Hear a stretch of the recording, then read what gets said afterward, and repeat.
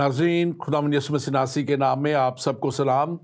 मैं आपका खादम, आपका होस्ट रेवरेंड डॉक्टर रॉबिन सरस्कर ईमान का सफ़र प्रोग्राम लेके आज फिर आपके सामने हाज़िर हूँ। और नाज़रीन, मैं खुदावंद अपने खुदा का शुक्रगुज़ार हूँ जो हमारी ज़िंदगी में हमें ये बार बार मौके अता कर देता है कि हम ईमान के सफ़र में और ज़िंदगी की इन राहों पर चलते हुए उस कलाम को और उस कलाम की बातों को जो खुदावंद हमारे खुदा ने हमें दे दी, यानी वो ज़िंदा कलाम जो बाइबल मुक़द्दस है, वो हम तक पहुंचा दिया और अपने नबियों के वसीला से पहुंचा दिया और फिर अपने बेटे यीशु मसीह के वसीला से पहुंचा दिया, ताकि जो कोई इस पर ईमान लाए हलाक ना हो बल्कि हमेशा की ज़िंदगी पाए।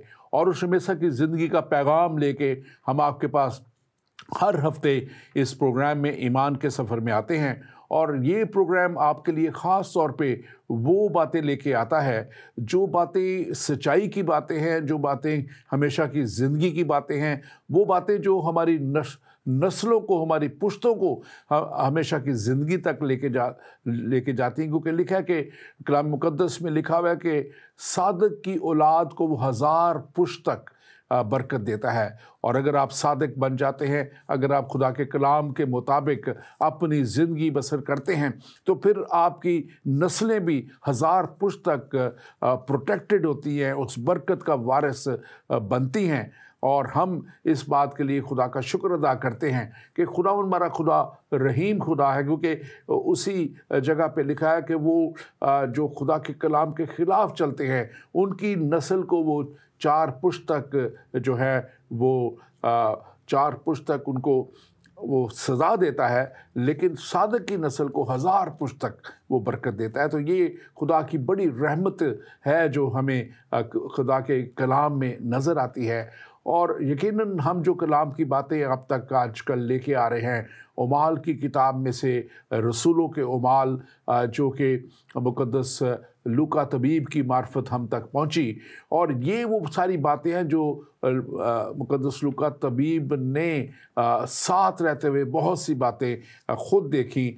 गो कि वो यीशु मसीह के 12 शागिर्दों में ना थे, लेकिन 12 शागिर्दों की रफ़ाकत में वो रहते थे। और इन दौरों पे भी वो पतरस और पौलुस और इन सब के वो साथ रहे, और उन्होंने ये सारे जो सच्चाई के मामलात हैं, सच्चाई के साथ उन्होंने इसको कलमबंद किया। और आज हम आप तक यही बातें लेके आने को हैं। और ख़ास तौर पे आज हम जो बात करने को हैं वो कलाम मुक़द्दस के मुताबिक कलाम कहता है कि जान देने तक वफ़ादार रहे।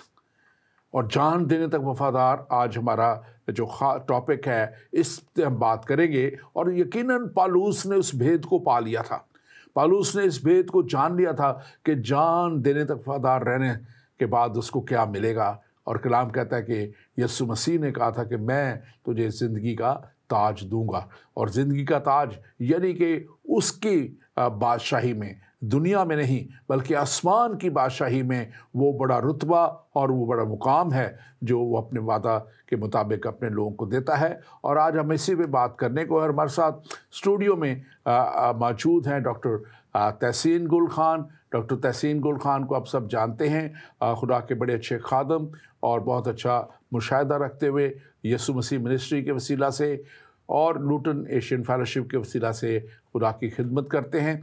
और सेकुलर जॉब में होते हुए भी ये हमेशा खुदा के काम के लिए आगे रहते हैं। Doctor Tahseen, welcome to the show, आपको वेलकम करते हैं।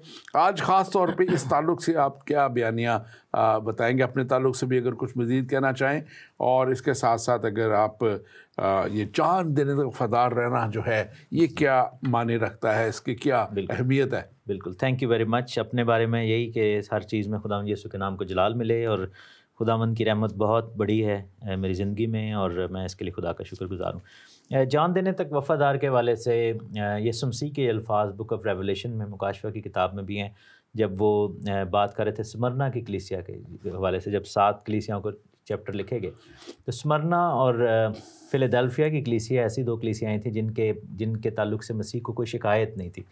और ये लोग बड़े ही परसिक्यूटेड चर्च थे, स्मरना वाले स्पेशली। उनकी मुसीबत बाइबल में लिखा कि तेरी मुसीबत को जानता हूँ जो बड़ी है, और 10 दिन तक तुम्हें सताया जाएगा, मीन्स के उसके भी एक स्पिरिचुअल मीनिंग है। और साथ में लिखा कि जान देने तक वफ़ादार है।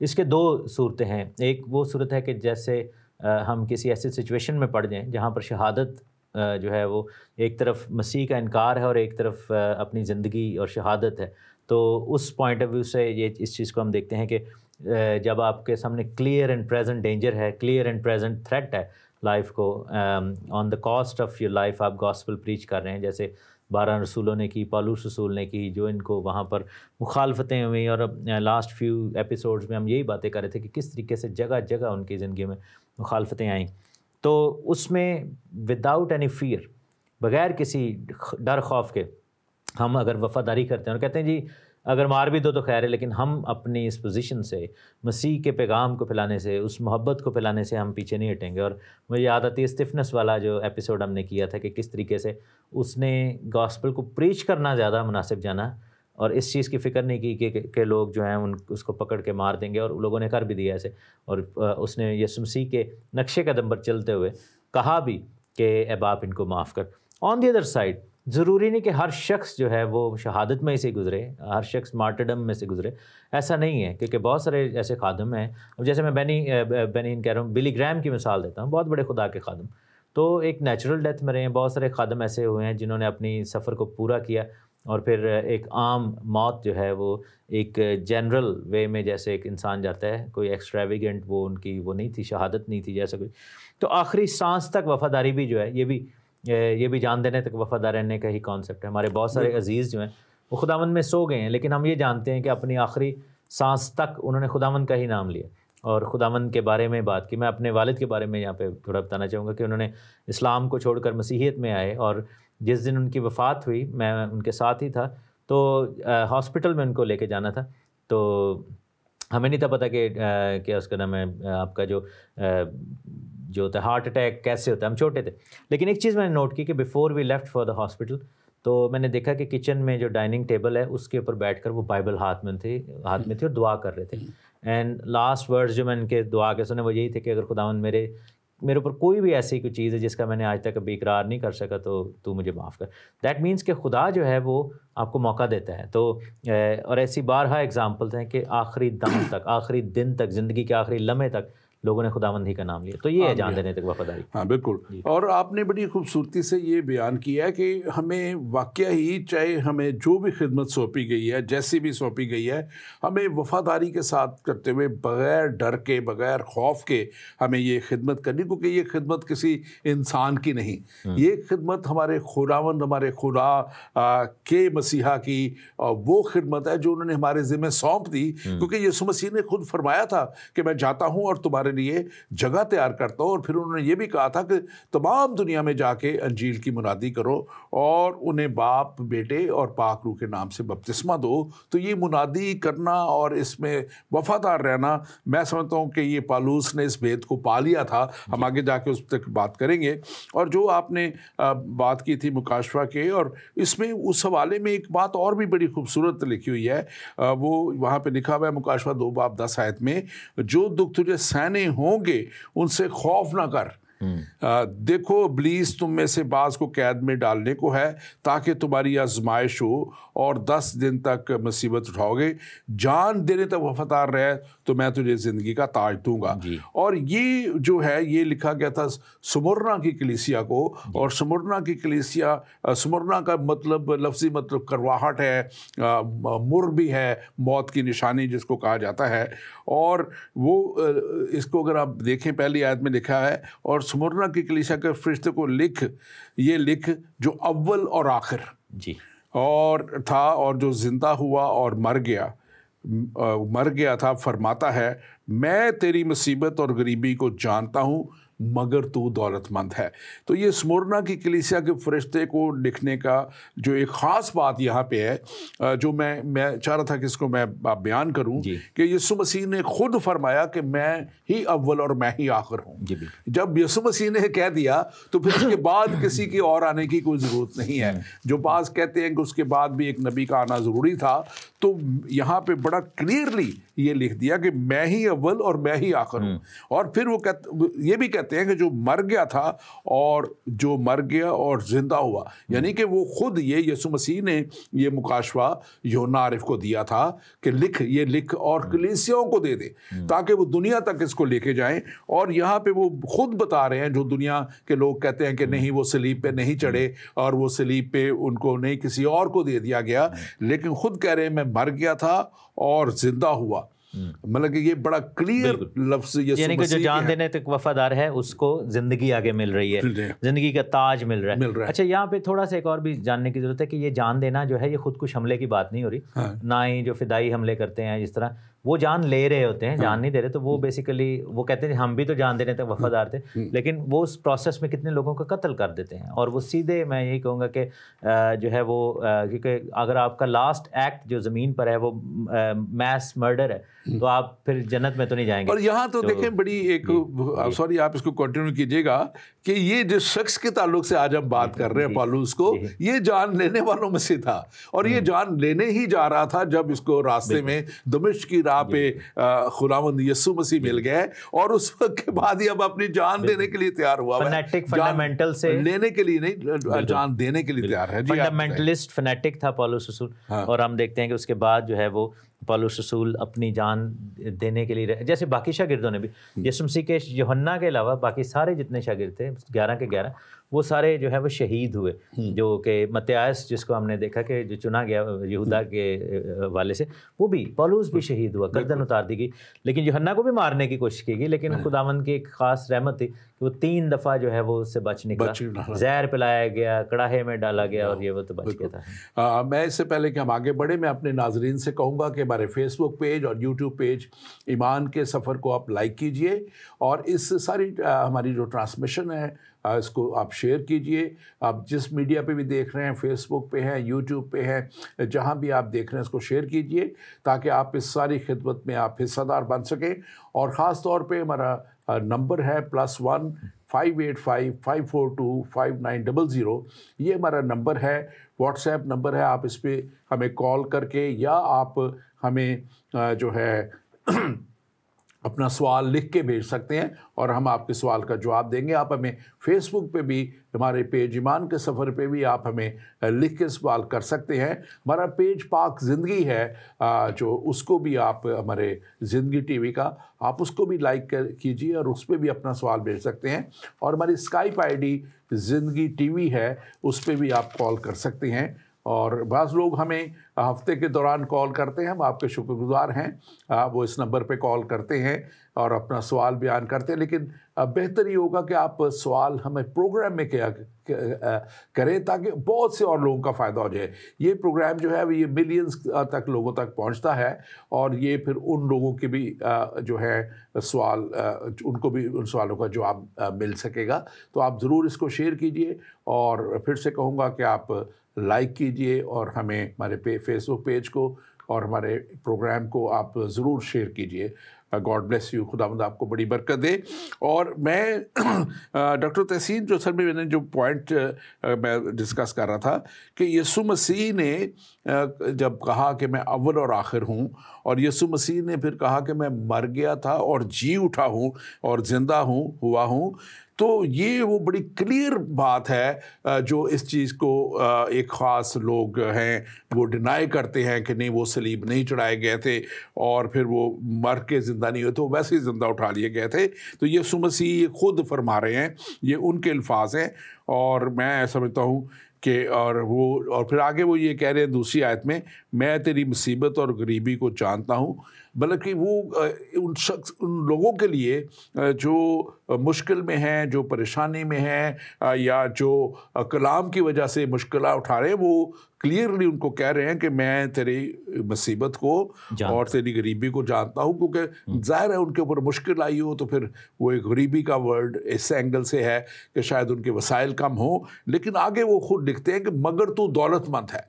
तो ये बहुत अहम बात है कि दुनिया की दौलत से बढ़ के जो खुदावंद के करीब होना, खुदावंद के साथ चलना और खुदावंद के कलाम की बातों को दूसरों तक लेके जाना, एक बशारत के काम को करना, ये बड़ा ही अहम है।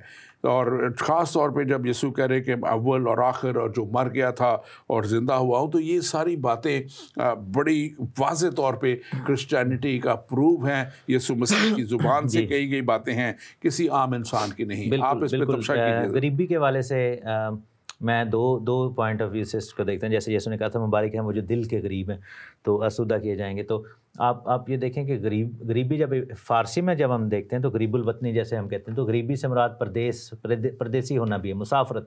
तो उस पॉइंट ऑफ व्यू से जब इस चर्च को देखा गया तो खुदा ने कहा कि तेरी गरीबी को जानता हूँ, मीन्स के तेरी फाइनेंशियल सिचुएशन जो कि स्ट्रगल में है और अपने कम रिसोर्सेज के बावजूद वो इतने बड़े बड़े काम कर रहे थे। और दूसरा ये है कि उनका माइंडसेट जो था वो दुनिया में टिका हुआ नहीं था।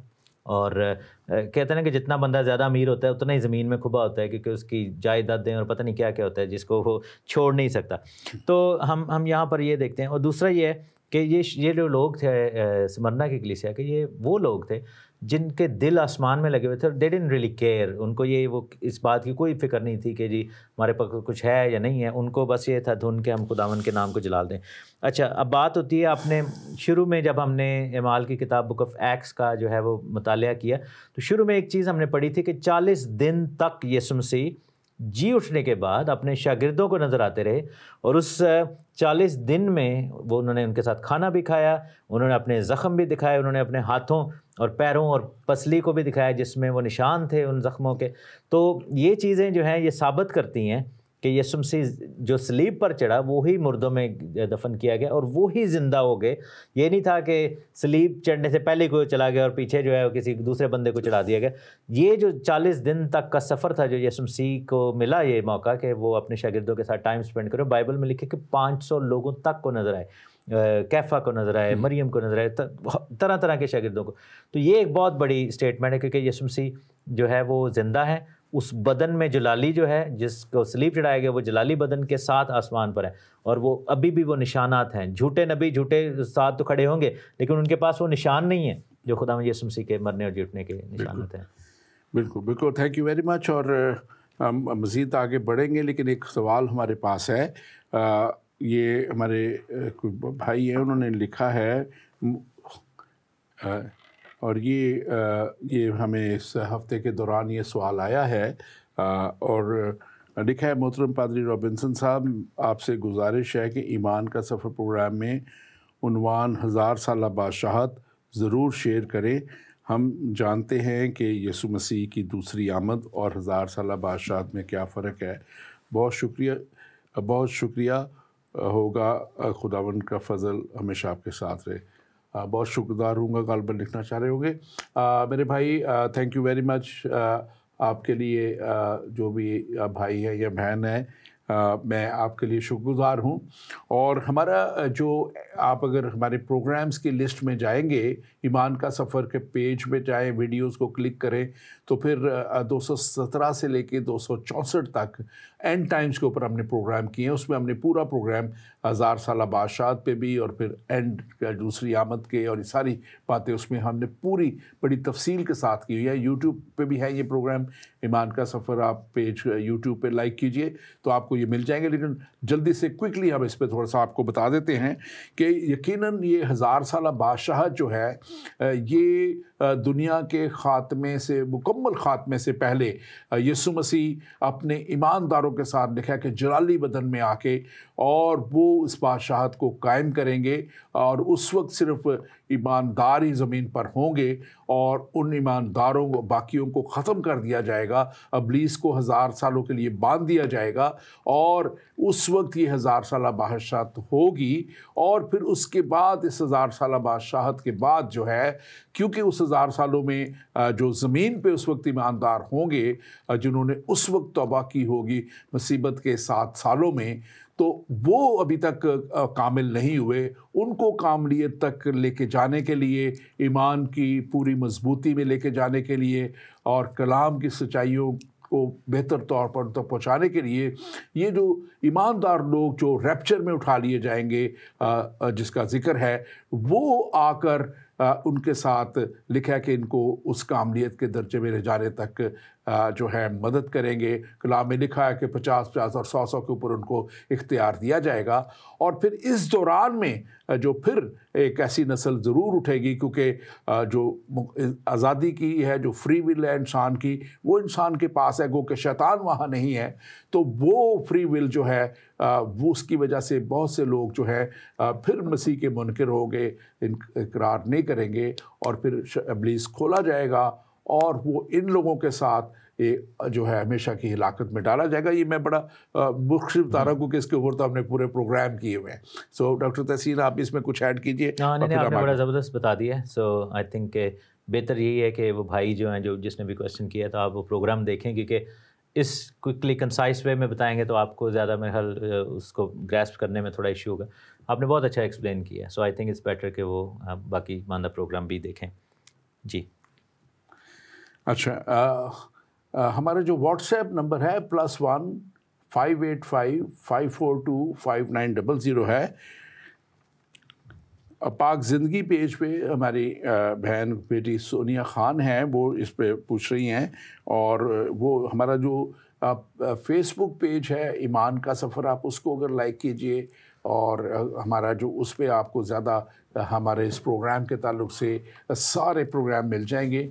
और इसके साथ साथ आप ये ज़रूर नोट कीजिए, और जो सवाल है आपका वो इस व्हाट्सएप नंबर पे +1 585 542 5900, अगर आप इस पे हमें भेज दें तो आपकी बहुत मेहरबानी होगी। Thank you very much. और मैं बताता चलूँ डॉक्टर तहसीन के ये ख़ास तौर पे जो हम बात कर रहे थे और ये सवाल आता है, तो इसमें हमें ये बातें यकीनन पहुंचानी हैं अपने लोगों तक। लेकिन अब हम आते हैं जो हम बात कर रहे थे उसको वाइंड अप करते हुए पहली बात को, कि याकूब का ख़त में लिखा हुआ है, पहला बाप उसकी 12वीं आयत में, मुबारक है वो शख्स जो आजमाइश को बर्दाश्त करता है, क्योंकि वो मकबूल ठहरा तो ज़िंदगी का वो ताज हासिल करेगा, खुदावन ने अपने मोहब्बत रखने वालों का वादा किया।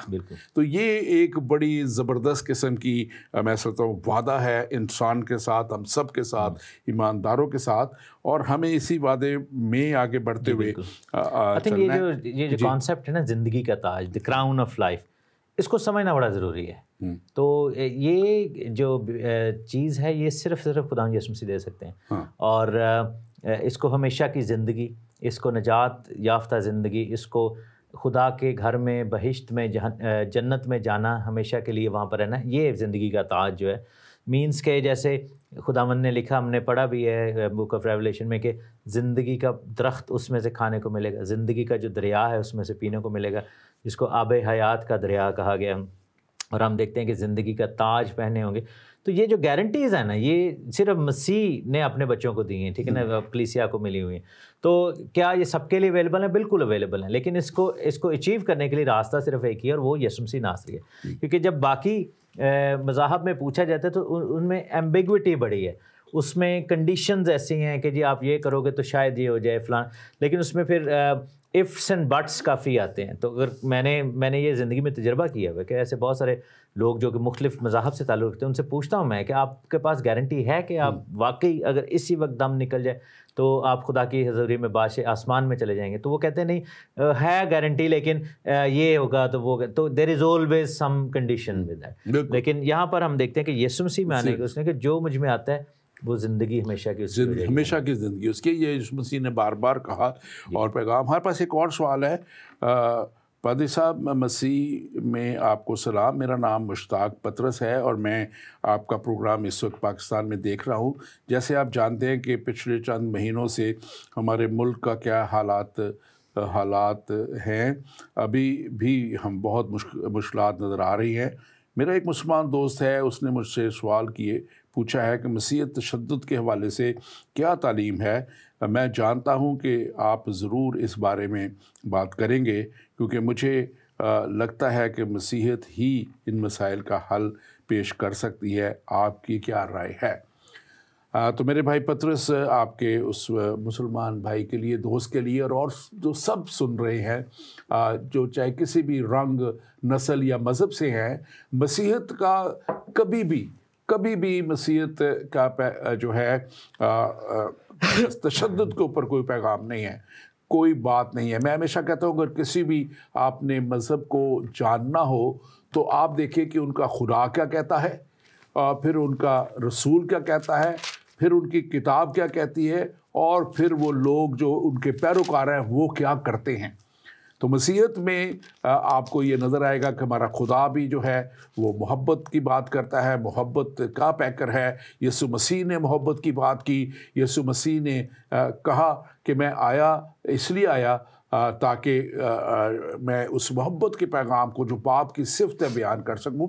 और इसके साथ साथ यीशु मसीह ने बाग अदन में बाग गत्सेमनी में जब उनको पकड़वाया गया कि उनको सलीब दिया जाए, तो एक शागिर्द ने तलवार उठाई थी और उसने एक प्यादे का जो कान उड़ा दिया था, और यीशु मसीह ने कान उठा के वापस लगा के उसे कहा कि अपनी तलवार मयान में कर ले, क्योंकि जो तलवार उठाता है वो तलवार ही से हलाक किया जाएगा। सो ये मसीहत की तालीम है, ये यीशु मसीह की तालीम है। और यीशु मसीह ने तो एक और भी बड़ा ज़बरदस्त बात कही थी कि तेरे मुंह पे कोई गाल पे एक तमाचा मारे तो दूसरा भी उसकी तरफ कर दे। डॉक्टर तहसीन, आप इसको ज़रा बिल्कुल, मसीहियत तशद्दुद के बारे में बात करती है, और वो ये बात कहती है कि अगर कोई तुम पर तशद्दुद करे और अगर तुम्हें सताया जाए, और लिखा है कि मेरे नाम से तुमको लोग लानतान करेंगे, सताएंगे, बुरी बातें कहेंगे, नाहक जो है इज़हार रसानी करेंगे, तो तुम मुबारक होगे। जवाबी तशद्दुद की बात नहीं है। हाँ, ऐसे मज़ाहब हैं जैसे लफ्ज़ तशद्दुद वैसे ही अपने आप में ही जो है ना वो इतना नेगेटिव मीनिंग रखता है, लेकिन ऐसे मज़ाहब हैं जो कताल फिलर्स और जिहाद फिलर्स पर जो है ना वो बिलीव करते हैं कि अगर फैल नहीं रहा ईमान तो फिर तलवार उठानी चाहिए। और ऐसे हुआ, और आप ये देखें कि एकदम चश्मे ज़दन में जो है वो बड़े कंट्रीज़ जो थे मुसलमान हो गए, और इस तरह। लेकिन क्यों? उसका पीछे डर और खौफ था। तो बेसिकली बात यह है कि मसीहत मज़हब में मज़हब के फैलाव के लिए कोई इस तरह का एक्टिविटी, बल्कि यहाँ तक आ गया कि अगर कोई शहर या कोई घर आपकी बात नहीं मानता तो आप पाँव की मिट्टी झाड़ के वहाँ से आगे मूव ऑन कर लो, ठीक है ना। तो फ्री विल दी गई है, ये चॉइस नहीं दी गई कि जी आप मसीहत को लेकर जाएं और अगर वो मान ले तो ठीक है, वरना आप उनके ऊपर डबल टैक्स लगा दें या जजिया उनके ऊपर ठोक दें या फिर आप उनको जो है वो कत्ल कर दें। ऐसा कोई कॉन्सेप्ट नहीं है। हाँ, ये भाई ने ज़रूर बात की है कि मसीहियत ही हल है दुनिया के सारे मसाइल का। आमीन, आमीन। और हम अब आगे बढ़ेंगे अपने आज इस उमाल की किताब की तरफ भी थोड़ी देर के लिए आते हुए। हम देखते हैं कि अब ये पौलुस रसूल निकले हुए अपने तीसरी मिशनरी दौरे पे, और इस तीसरी मिशनरी दौरे के ऊपर वो बहुत सी जगहों पे जा रहे हैं, बहुत से ममालिक में जा रहे हैं, और उनको मुख्तलिफ़ तरह से मुश्किलों में, परेशानियों में, दुखों और तकलीफ़ों में से गुज़रना पड़ रहा है। और कलाम में बताया कि लिखा हुआ है उमाल 20 बाब और उसकी 33 आयत में, रूह कुद्स हर शहर में गवाही दे देकर मुझसे कहता है कि कैद और मुसीबत तेरे लिए तैयार हैं। अब ये उसको पौलुस रसूल को पाक रूह की तरफ से बड़ी गहरी रहनुमाई भी ये थी कि तेरे लिए मुश्किलें और मुसीबतें और कैद तैयार हैं, लेकिन वो आगे बढ़ता गया है, वो आगे ईमान पे खड़ा रहा है। और अगर हम पौलुस रसूल की परसिक्यूशंस को देखें तो लिखा है कि वो 14वें बाब में लिखा हुआ है कि उसको संसार किया गया। आप इस पर ज़रूर तबसरा कीजिएगा। और फिर उसको लिखा 21वें बाब की 27वीं आयत में लिखा उसको अगवा किया गया। फिर उसको 21वें बाब में लिखा उसको तशद्दुद किया गया, योमाल की किताब की मैं बात कर रहा हूँ। और फिर उसको धमकाया गया, फिर बहुत दफ़ा उसको गिरफ़्तार किया गया, और फिर मुकदमों में फंसाया गया। उसके साथ साथ तफ्तीश की गई उससे, और डराया गया उसे, मजाक उड़ाया गया, ठट्ठा किया गया उसका। और ये बहुत से मेरे पास हवाले इसके मौजूद हैं। अगर आप एक बाब 20, 21, 22 से लेके इवन 28 तक भी जाएं तो उसके बाद लिखा हुआ है कि उसको नज़रअंदाज भी किया गया। उसकी जो एक हैसियत थी, एक बहुत बड़ा रसूल होने के साथ साथ, जब वो इतने बड़े बड़े मोजात करता था, लेकिन उसके साथ ट्रीटमेंट जो की जाती थी वो बिल्कुल एक ऑर्डनरी से भी मतलब कम की जाती थी। 2-3 बातें मैं और करके अब देखते हैं। समुद्री तूफ़ान और उसका जहाज़ का टूटना जो था, कितनी बड़ी मुश्किलों में वो पड़ा। जहरीले सांप ने उसको डसा जब वो उस किनारे पे लगा, जब जहाज़ टूटा तो। और फिर बादशाह नेरो के ज़माने में सर तन से जुदा कर दिया गया, लेकिन उसका फोकस जो था कि वो था कि जान देने तक वफादार रहे तो ज़िंदगी का ताज तुझे मिलेगा। आप इन सारी परसिक्यूशंस के ऊपर ज़रा बात कीजिए। बिल्कुल बिल्कुल, पौलुस रसूल ने बहुत ज़्यादा सफ़र किया और सबसे ज़्यादा जो आपने बड़ी ज़बरदस्त बात की है, जब एक पॉइंट उठाया, बहुत सारे लोग इस बात को नहीं करते कि कलीसियाओं में भी पौलुस रसूल के साथ मिसट्रीटमेंट हुआ, क्योंकि लोगों में खौफ पाया जाता था, क्योंकि सोशल मीडिया का दौर तो था नहीं कि जी लोगों को वीडियोज़ आ रही हैं कि पौलुस रसूल में बड़ी चेंज आ गया।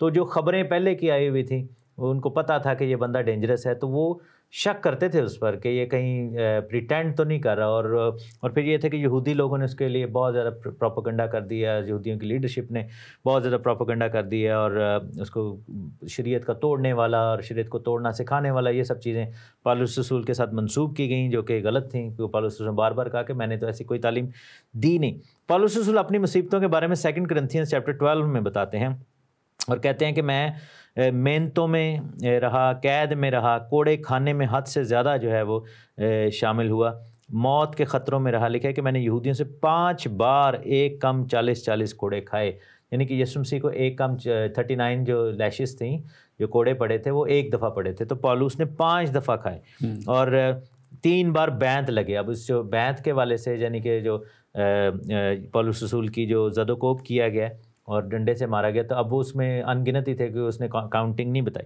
संसार भी किया गया, इवन के मेरा मान है कि वो मौत को, यानी कि मौत को एक्सपीरियंस करके वापस खुदा ने उसको ज़िंदगी दे दी। बिल्कुल। तो जहाज़ 3 दफ़ा जहाज़ टूटा है और 3 दफ़ा, यानी कि खुले समुद्र में आपको पता ही नहीं आप क्या करना है, और खुदा ने फिर भी बचा लिया।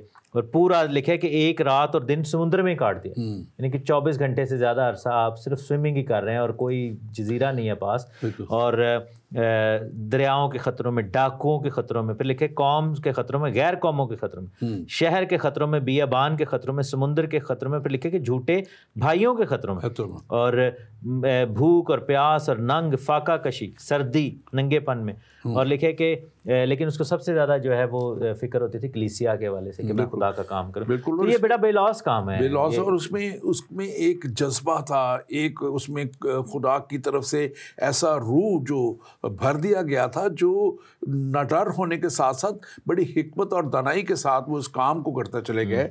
और मैं देखता हूँ कि इसके ख़ास तौर पे आप देखें कि कहाँ तक पहुँचा है। ये जब इसको छोड़ भी दिया जाने का बात बीच में हो रही थी, जब वो उस वक्त सेंचुरियन था या सरदार था, लेकिन ये कहता है कि मैं जो है कैसर के अपील करता हूँ, क्योंकि ये पाक रूह की तरफ से था कि अब वो कैसर तक पैगाम को लेके जाए और रोम तक उस पैगाम को लेके जाए।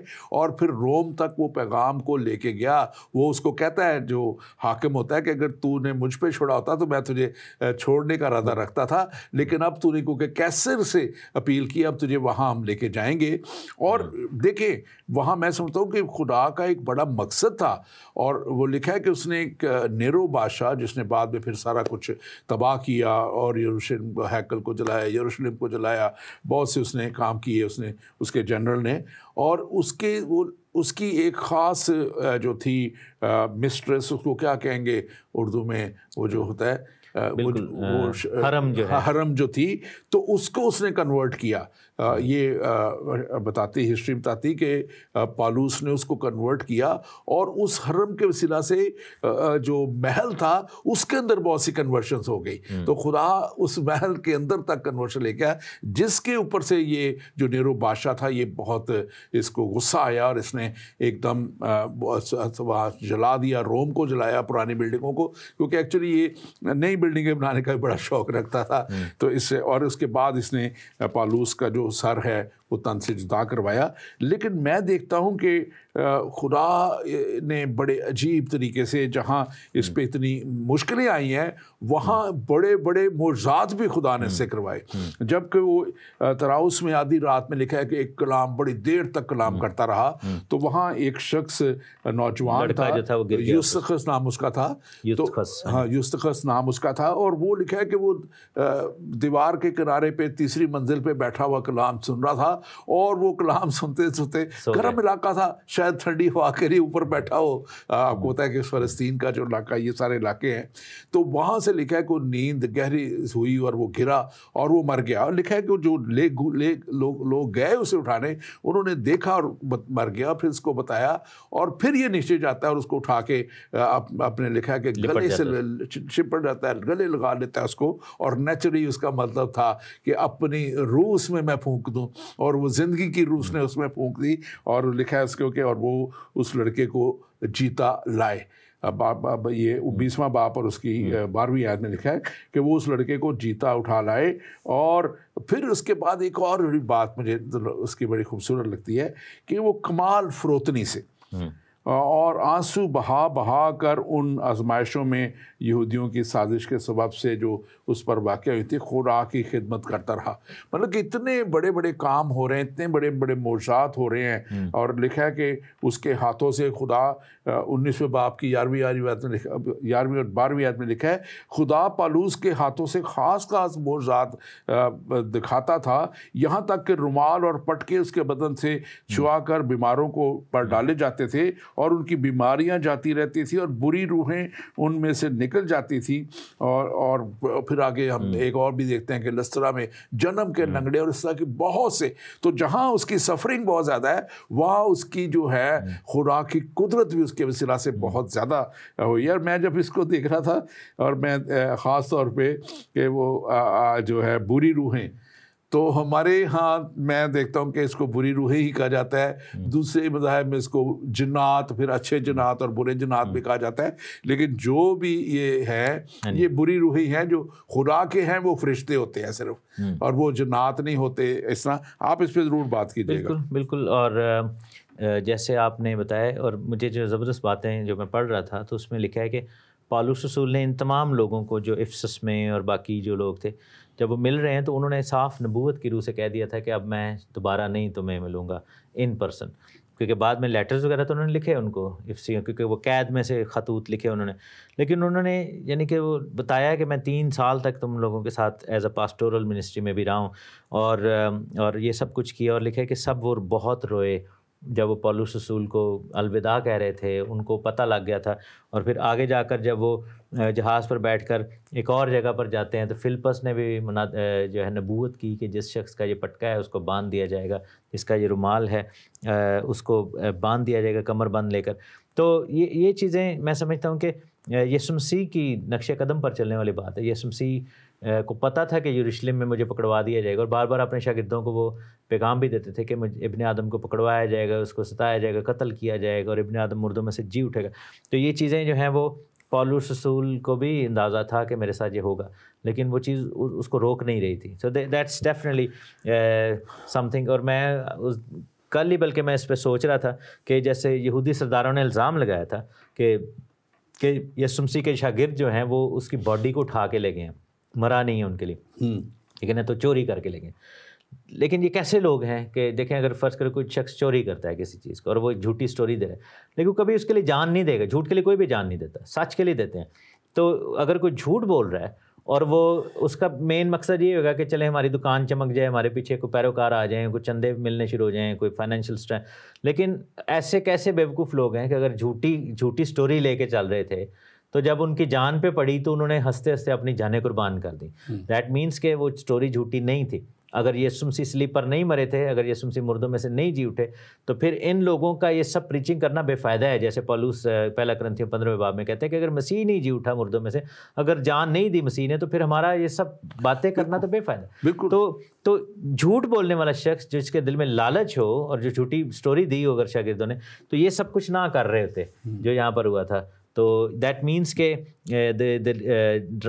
Death and resurrection of Jesus Christ, मसीह का मरना और जीतना एक बहुत बड़ी हकीकत है दुनिया की, जिसके लिए लोगों ने जाने तक कुर्बान कर दी। और ये एक सच्चाई है और उनकी ज़िंदगी की सच्चाई। एक्चुअली ये सच्चाई जो थी, ये मैं समझता हूँ कि बल्कि बड़े वाज़े तौर पे ये उस पाक रूह के वसीला से थी।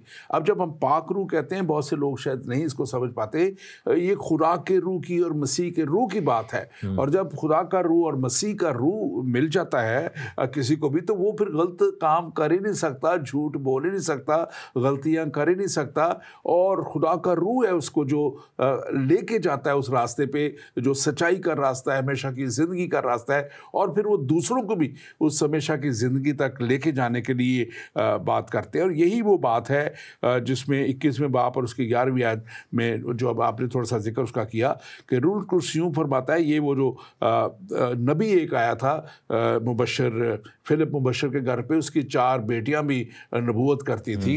ये 21वें बाब पे लिखा हुआ है। और वहाँ एक अकबस नाम एक नबी आता है और वो उसको कहता है कि तुझे जो है आगे जाके लिखा है कि ये लिखा है कि यहाँ पे मैं पढ़ देता हूँ कि उसके का ये कमर बंद है उसको यहूदी यरूशलेम में इसी तरह बांधेंगे और गैर कौमों के हवाला करेंगे।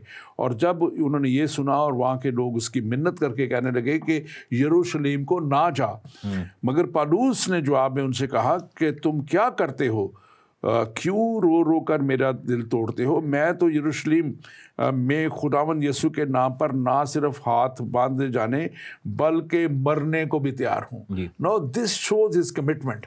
ये उसके अंदर की जो आग थी रूहों को जीतने की, ये लोगों को मारने की नहीं, लोगों को उड़ाने की नहीं, बॉम्ब या वो नहीं चलाने की नहीं, बल्कि रूहों को जीतने की। उसको ये था कि मैं उन जगहों तक भी पहुंचूं, उन यहूदी सरदारों तक भी पहुंचूं, उन बड़े लोगों तक भी पहुंचूं, ताकि उनको भी निजात का ये पैगाम उन तक दिया जा सके। और ये उसकी कमिटमेंट को शो करता है, उसकी वफादारी को शो करता है।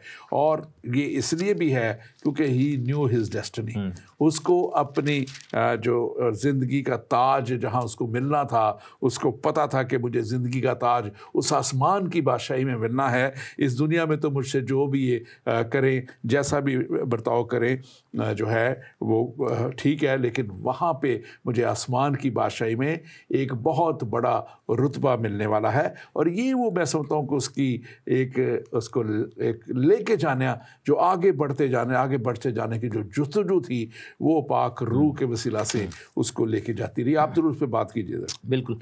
और यरूशलेम का सफ़र जो है, इस पे भी हम थोड़ी सी बात करते हैं कि जब वो यरूशलेम में पहुँचे तो याकूब जो है वो सरदार, ये याकूब वही हैं जिन्होंने याकूब का ख़त लिखा, और ये यूहन्ना के भाई याकूब नहीं थे।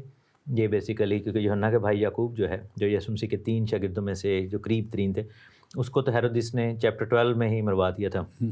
तो ये दूसरे याकूब हैं जो कि बहुत स्कॉलरली ये भी शख्स हैं, और ये यहूदियों में बड़ा नेक नाम था। तो बाइबल में लिखा है कि उन्होंने क्या किया कि पौलुस रसूल को कहा कि तेरे बारे में ये गलत फहमी फैलाई जा रही है कि तू जो है वो तू मूसा की शरीयत को रिजेक्ट करने के वाले से और ये सब कुछ जो है ये तू तलीमें दे रहा है, तो तू ऐसा करके मन्नत मानी हुई तो उसके साथ जाकर सर मुंडा। अब बहुत सारे लोग यहाँ पे क्वेश्चन करते हैं कि क्या पौलुस ने ये जानबूझ कर किया? उसका जवाब सिंपल ये है कि पौलुस जो है वो नस्लन भी यहूदी थे, तो अगर उन्होंने इस रस्म में शामिल हुए तो उसमें कोई उसने अपने तौर पर कोई इसमें कोई बुराई या कबाहत नहीं की।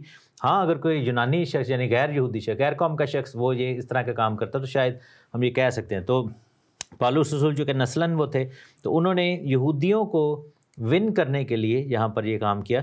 लेकिन हम देखते हैं कि याकूब ने जो बड़ी ज़बरदस्त एक बात यहाँ पर सिखाई, उन्होंने कहा कि हज़ार यहूदी ईमान ले आए हैं और वो बड़े सरगर्म हैं खुदा के कलाम के वाले से।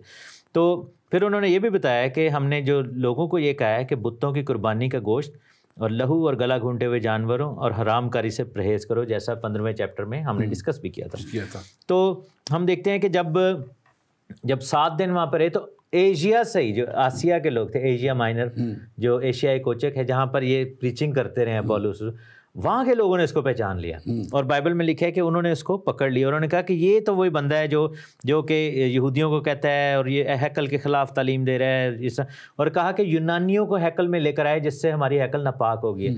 तो आप ये देखें कि कितना बड़ा शिफ्ट है कि शागिर्द जो शुरू में शागिर्दों को भी ये लगता था कि कलाम मुकद्दस सिर्फ यहूदियों के लिए, सिर्फ इसराइल के लिए और निजात सिर्फ इसराइल के लिए। लेकिन आप ये देखें कि जो यहूदी माइंडसेट है वो ये है कि गैर कौम का कोई भी शख्स नहीं आ सकता खुदा के घर में। हालांकि यशायाह 56 में लिखा है कि खुदा का घर सारी कौमों के लिए दुआ का घर कहलाएगा। सो ये जो यूनिवर्सल नेचर ऑफ साल्वेशन है और अडॉप्शन इनटू गॉड्स किंगडम है, ये मसीह के थ्रू, होली स्पिरिट के थ्रू जो है हम होता हुआ देखते हैं। तो ये सबसे बड़ा जो कॉन्फ्लिक्ट नजर आता है एक्चुअली यहाँ ये यहूदियों की जो नैरो माइंडेडनेस है, रिजिडनेस है, और वो समझते थे कि ये सिर्फ हमारे लिए है, इनवर्डली वो सोच रहे थे। एक्चुअली उनको इस बात का बिल्कुल इदराक था नहीं कि वो चुनी हुई कौम जरूर थे, लेकिन चुने कौम एक मकसद के लिए थे, मसीह को लाने के लिए, और वो मकसद ये था कि इस कौम के वसीला से जो है खुदा का कलाम और खुदा की निजात दुनिया तक पहुंचे। वो खुदा के मकसद को पहचान नहीं रहे थे।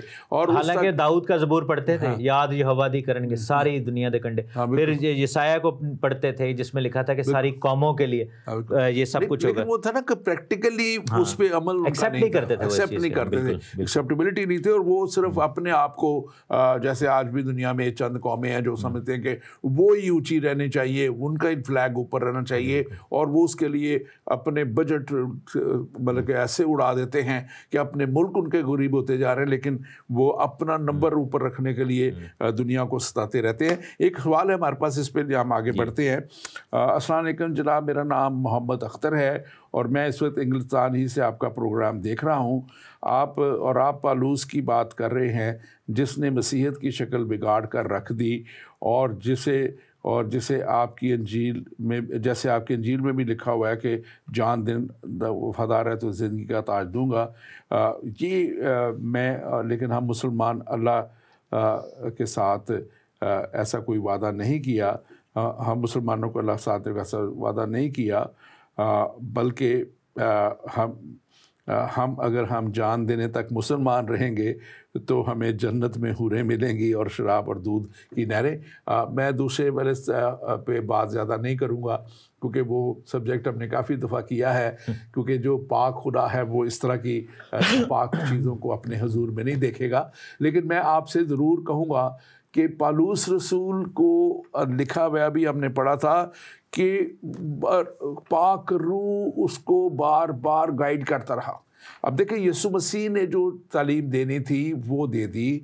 अब उस तालीम को जब आगे लेके खुदा का बंदा पालूस जा रहा है तो वो खुदा का रूह उसको गाइड कर रहा था, खुदा का रूह, पाक रूह गाइड कर रहा था, और यीशु मसीह की तालीम को वो पूरे तौर पे उसी तौर पे आगे लेके गया। उसने कहीं कोई कॉन्ट्रडिक्शन नहीं की, कोई मुतजाद तालीम नहीं दी, कोई उसने मसीह के ख़िलाफ़ कभी बात नहीं की, बल्कि वो तो कहता है कि मैं मसीह की खातर जो है अपना सब कुछ कुर्बान कर देने के लिए तैयार हूँ, और ये कुर्बानी जो है वो यीशु मसीह की खातर ही दे रहा है। बल्कि अभी मैंने आयत पढ़ी थी, मगर पालूस ने जवाब दिया कि तुम क्या करते हो कि रो रो कर मेरा दिल तोड़ते हो। मैं तो यरूशलेम में खुदावन यीशु के नाम पर ना सिर्फ बांधे जाने को बल्कि मरने को भी तैयार हूँ। वो तो मसीह के नाम पे मरने की बात कर रहा है, मसीह के नाम पे मरने के लिए तैयार है, इसलिए ऐसी कोई बात नहीं। ये एक फ़िरका है जिसने ख़ास तौर पे ये तालीम फैलाई हुई है ताकि बिगाड़ डालने के लिए। लेकिन याद रखें कि हमारे मुक़द्दस कलाम में ये भी लिखा है कि झूठ बोलने वालों की भी जो है वो हलाकत आग और गंधक की झील में होगी। जो झूठ बोलते हैं, जो झूठा कलाम फैलाते हैं, वो भी हमेशा के लिए आग की गंधक और झील में डाले जाएंगे। डॉक्टर हसीन, आप इस पर तबसरा कीजिए। बिल्कुल मैं करूँगा। अख्तर भाई, थैंक यू, पहले आपने तो क्वेश्चन किया, लेकिन आपका जो क्वेश्चन का आखिरी हिस्सा था उससे मुझे अंदाज़ा हुआ कि आपका कोई ख़ास मुतालिया नहीं है, क्योंकि अगर मुतालिया होता तो शायद आप ये बात ना करते। तो उससे ये भी अंदाज़ा हुआ है कि ये जो बात आपने की है ना कि पौलुस रसूल ने मसीहियत की शक्ल बिगाड़ दी, तो इससे मुझे ये अंदाज़ा हो रहा है कि आपने ये बात सिर्फ सुनी हुई है, किसी मौलवी साहब ने, किसी कारी साहब ने, या किसी और आलिम ने ये बात की होगी, आपने फ़ौरन लिख ली होगी ये बात, लेकिन इस पर कोई ख़ास तहकीक नहीं लगती आपकी, ठीक है ना। तो मैं आपसे अब ये चैलेंज करना चाहता हूँ आपको, बल्कि रिक्वेस्ट भी करूँगा, चैलेंज भी करूँगा, आपको तरगीब दूँगा कि आप पहले जाके आप बाइबल लें, ठीक है, और आप मसीहियत की असल शक्ल के बारे में थोड़ा सा जानें, उसके बाद आप बिगड़ी हुई शक्ल के बारे में थोड़ा सा जानें, और फिर आप हमें आके बताएं कि मसीहियत की शक्ल ये थी और ये तब्दीलियाँ या ये बिगाड़ पौलुस ने किया और ये होना चाहिए। आप उसके बाद सजेशन भी दें, लेकिन ये ना प्लीज़ कहना कि जी यीशु मसीह का मज़हब इस्लाम था और ये सब, क्योंकि ये घिसी पिटी बातें हैं। ऐसा कोई भी नहीं था, ना इब्राहिम का मज़हब इस्लाम था, ना आदम का, ना मसीह का। तो इस्लाम का तो आगाज़ ही, जो इजरा ही है 610 ईस्वी में जाकर होता है। तो ये ज़रूर मैं आपसे गुजारिश करूँगा, मुझे पता है कि क्या शक्ल थी और क्या है, लेकिन मैं आपको चैलेंज करना चाहता हूँ कि आप जाकर तहकीक करें। अगर नहीं कर सकते तो फिर इस तरह के कमेंट्स से आप अपना भी वक्त ज़ाया करते हैं। लेकिन ये ज़रूर है कि मसीहियत के पैगाम को पूरी दुनिया में लेके जाने और गैर कौमों तक लेके जाने में पौलुस रसूल को खुदा ने अपना चुना हुआ वसीला इस्तेमाल किया था। Thank you. आगे बढ़ते हुए मेरे पास टाइम थोड़ा सा अब रह गया है। अब देखिए कि जो बात उसको कही थी वो नहीं रुके हैं पौलुस रसूल, और वो यरूशलेम चले गए हैं। और लिखा है कि यरूशलेम में, आपने भी थोड़ा सा टच किया था कि वो वहाँ पे अब हैकल में पकड़ लिया गया उनको, और हैकल में जब पकड़ लिया गया है तो उन पर इल्ज़ाम क्या लगाया गया है कि ये उम्मत और शरीयत और उस मकाम के ख़िलाफ़ तालीम देता है, बल्कि यूनानियों को भी लाकर इस पाक मकाम को नापाक किया। तो ये आपने भी बात इसको की थी। लेकिन ये देखें कि इल्ज़ाम हमेशा जो है वो उन्होंने शरीयत की आड़ ली है, हमेशा उम्मत की आड़ ली है, और उसमें कोई मकाम नहीं पाते। वो ये नहीं देखते कि कलाम में नबियों के वसीला से कह दिया गया था कि यीशु मसीह आएंगे, और वो यीशु मसीह की आने की उम्मीद तो रखते थे, लेकिन यीशु मसीह के आने को उन्होंने कबूल नहीं किया।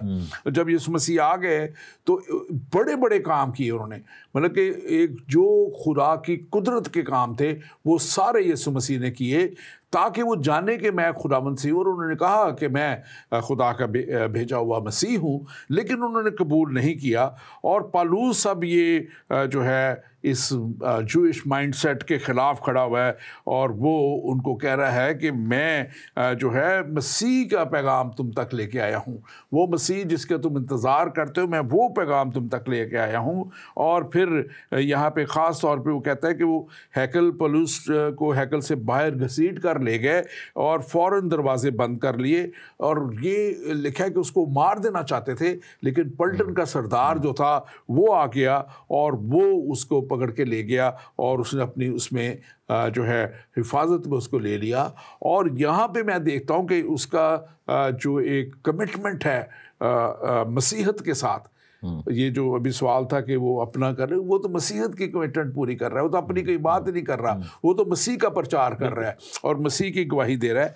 और मैं समझता हूँ कि ये वो वक्त था जब खुदा उसको अब लेके जाना चाह रहा है। पहले तो यहाँ पे ले आया सरदार काहिनों पे, अब देखिए शागिर्दों ने, जो एक पॉइंट ख़ास है, शागिर्दों ने तो इन सारे सरदार काहिनों और दूसरों के सामने गवाही दी थी, लेकिन ये शख्स उन्हीं में से निकला था, ये शख्स उन्हीं में से निकला था। पौलुस जो है उन्हीं का वो एक इख्तियारनामा लेके मसीह को कत्ल करने के निकला था, और ये अब उनको बताना चाह रहा था कि मैं तुम्हारे में से था। मैंने वो आगे जाके ये जब उसको हम देखेंगे नेक्स्ट शायद प्रोग्राम में, इसमें देख करेंगे, आज का टाइम इतना नहीं है, कि कैसे वो जब उसको मौका मिलता है तो वो उसको कहता है इस पलटन के सरदार को मुझे बात करने का मौका दे, और वो कैसे खुल के जो है अपनी गवाही बयान करता है। लेकिन बात यहाँ ये थी कि इस सारे वक्त में वो एक बड़े मकसद के तहत खुदा उसे यहाँ लेके आया था, ताकि सरदार काहिन और दूसरे लोगों को उन्हीं में से जो है एक ऐसा शख्स आके बयान करे, बताए कि असल मसीह वही था। क्योंकि पहले तो मसीह ने कहा और उसके शागिर्द हो गए, लेकिन अब इनमें से एक शख्स निकल के जो गमलीएल का शागिर्द है, जो इन्हीं की एक बड़ी जो है उसकी जो सीनेट कह लें या जो कुछ उसका एक रुकन था ये, और अब ये उठ के मुनादी कर रहा है। आप इसको माइंड अप कीजिए। बिल्कुल मैं यही कहूँगा कि यहाँ पर क्योंकि वो तरम्फस नाम का इफ्सी शख्स था, उसके साथ शहर में घूमता रहा था पौलुस रसूल। तो वहाँ पर जब वो हैकल में गए हैं तो लोगों को लगा कि ये गैर कौमों के लोगों को अंदर ले आए, लेकिन ये माइंडसेट का शिफ्ट है। यहाँ पर आप ये देखें कि यहूदियों के नज़दीक ये ऑफेंसिव बात थी कि खुदा का कलाम, सच्चाई के खुदा, ज़िंदा खुदा का कलाम गैर कौमों तक जाए। हालांकि जैसे आपने कहा कि उनको मकसद ही यही दिया गया था।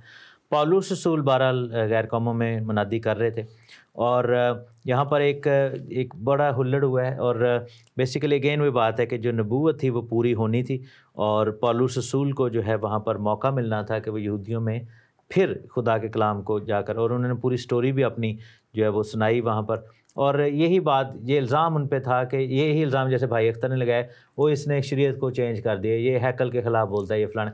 ऐसा कुछ नहीं था। पौलुस रसूल ने ऐसी कोई काम नहीं किया, बल्कि बारहा आगे अपने बयानात में पौलुस रसूल ने इस चीज़ को इंडोर्स किया है कि जो खुदा का शरीयत है उसको तो पूरा करने के लिए मसीह आया, तो मैं भी उस पर अमल करता हूँ। हाँ, ये ज़रूर है कि अब हमें कुर्बानियाँ चढ़ाने की ज़रूरत नहीं है। और आप ये देखें कि खुदा का हैकल को रिमूव कर देना ही इस चीज़ की गमाजी करता है कि वहाँ पर इस चीज़ की ज़रूरत नहीं थी। तो खुदावन जो है वो पौलुस रसूल को इस्तेमाल कर रहे हैं। खुदावन ने यहाँ पर बहुत बड़े बड़े काम किए हैं, लेकिन अब एक नए जर्नी पर पौलुस रसूल निकल रहे हैं, और वो कैदो बंद का जर्नी है। वो खुदा के कलाम के ऊपर अमल करने की वजह से कैद में पड़ने का। और अभी वो बात हो रही थी कि लेट्स से कि पौलुस रसूल एक एजेंडा को लेके चल रहे थे, लेट्स से कि वो धोखा दे रहे थे। जो शख्स धोखा दे रहा होता है, झूठ बोल रहा होता है, वो कभी अपनी जान नहीं देता उस चक्कर में, ठीक है ना। वो कॉम्प्रोमाइज़ करता है और वो बीच का रास्ता निकालता है, और वो उनकी बातों को मान लेते और वो उनको माफ़िया मांग लेते। लेकिन अगर कोई शख्स जान दे रहा है किसी चीज़ को लेकर, तो वो इसका मतलब है कि वो झूठ नहीं बोल रहा है। क्योंकि सबसे बड़ी जो कीमत आप अदा करते हैं किसी भी काम के लिए, किसी भी मिशन के लिए, वो अपनी जान देना होती है। तो आप ये देखें कि यहाँ पर पौलुस रसूल ने इस चीज़ के लिए किया और बार बार यीशु मसीह के नाम को जलाल दिया। और आज अगर पूरी दुनिया में मसीहत फैली है तो शायद इसी वजह से हमारे दूसरे बहन भाई जो है वो माइंड करते हैं पौलुस रसूल का नाम लें, क्योंकि उनकी वजह से ज़्यादा मसीहत फैल गई दुनिया जहान में। तो क्योंकि आप ये देखें कि इस वक्त आज भी दुनिया में सबसे ज़्यादा बड़ी तादाद मसीहियों की है। बड़े सारे मज़हब जो हैं वो दावा करते हैं हम सच्चे मज़हब हैं, लेकिन वो उस पॉइंट को कभी क्रॉस कर ही नहीं सके। सदियों से वो इस दुनिया में हैं, लेकिन कभी भी वो number of people of believers जो हैं मसीहियत के, उसको कभी क्रॉस नहीं किया किसी ने, क्योंकि खुदावंद के नाम को जलाल देने वाला मज़हब जो है हमेशा सबसे बड़ा रहा है। तो ये रहेगा, मसीह की आमद तक भी रहेगा। Thank you very much doctor Tahseen, God bless you. खुदावंद आपको बरकत दे। और यकीनन खुदावंद का ही ये प्रोग्राम और खुदावंद का ही ये प्लान और खुदावंद ही की तरफ से ये कुदरत और कुव्वत पौलुस रसूल को दी गई थी कि जान देने तक वफादार रहने के लिए उसने आपको पूरे तौर पे पेश कर दिया। और यीशु मसीह का ये कलाम आज आपको भी भारता है कि आप चाहे कहीं भी खिदमत कर रहे हैं या खिदमत नहीं भी कर रहे, आज अगर आप मसीह के लिए खड़े हो जाते हैं और अपनी खिदमत को ये जानकर करते हैं कि जो कुछ करते हो जी जान से करो, यूं करो कि मसीह के लिए करते हो, खुदा के लिए करते हो, ये कलाम का वादा है कि वो आपको ज़रूर सरफराज करेगा। जैसे कि कलाम मुक़द्दस में लिखा, हमारे भाई ने भी एक सवाल किया था कि उनको तो हूरों का और बहुत सी और चीज़ों का कहा गया है, लेकिन हमारा कलाम कहता है कि हम खुदा के साथ उस पाक जगह पे होंगे, उसकी पाक हजूरी में होंगे और उसके पाक फरिश्तों के साथ फरिश्तों की मानद होंगे।